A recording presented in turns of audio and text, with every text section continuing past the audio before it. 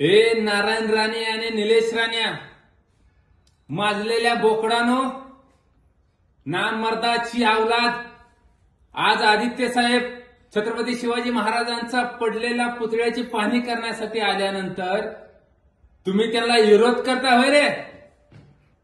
केंद्राची सुरक्षा घेऊन तिथली पोलीस यंत्रणा सोबत घेऊन मर्दानगी दावाला निघालात का?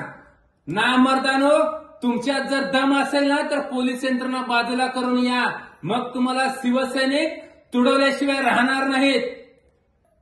आणि घरात घुसून जाऊन एका जीव मारून टाकतोय, ही तुझी बोलण्याची पद्धत आहे काय?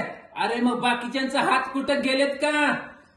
तुला खरं तर छत्रपती शिवाजी महाराज जर असते तर पहिल्यांदा तुझ्यासारख्या जातीवादी माणसाचं हात कलम केलं असतं. तू तिथल्या पोलीस यंत्रणेसमोर, एसपीच्या समोर जीव मारून घरात घुसून जीव मारण्याची धमकी देतोय. काय करते तिथली पोलीस यंत्रणा? कुणाच्या दबावाखाली काम करते?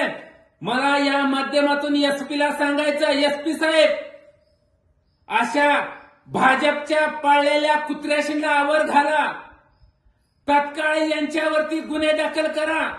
सरकार भाजपचं आहे, गद्दारांचं आहे म्हणून यांना, गुन्हेगारांना पाठीशी घालू नका. सुव्यवस्था बिघडली तर आपण जबाबदार राहाल, लक्षात ठेवा. तत्काळ निलेश राणे आणि नारायण राणेवरती गुन्हे दाखल करा. ए नारायण राणे, निलेश राणे, काय रे, तुम्हाला एवढा पुळका होता का? अरे 3 दिवस झाला छत्रपती शिवाजी महाराजांचा पुतळा पडून, मग तुमच्या डोळ्यात काय गेलं होतं काय? त्यावेळेस तुम्हाला छत्रपती शिवाजी महाराजांच्या पुतळा पडला तिथला रस्ता दिसला नाही का? तुम्ही तिथंच राहता ना? आता लय वळवळ करायला लागलं होतं म्हणून आज तुम्ही तिथं गेलात. पण लक्षात ठेवा, पोलीस यंत्रणा तुमच्या सोबत घेऊन आणि सत्तेची मस्ती दाखवून जर दादागिरी करायला जाल तर ही सरकार 2 महिन्याच्या वर नाही, लक्षात ठेवा.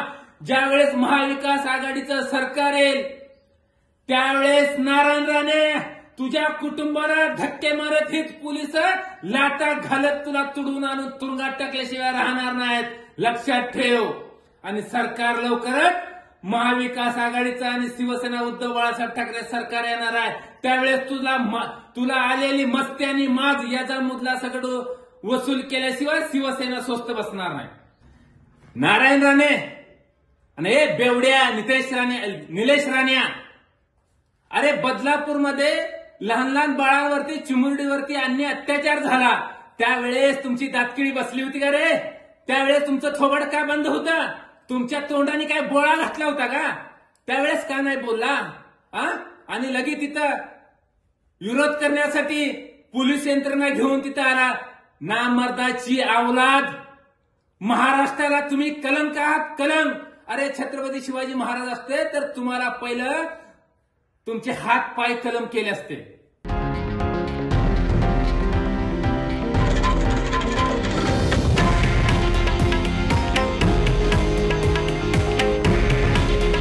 हे आहे देशातील नंबर 1 न्यूज नेटवर्क आणि आपण पाहत आहात TV9 मराठी. काळजी तुमची, हित महाराष्ट्राचं.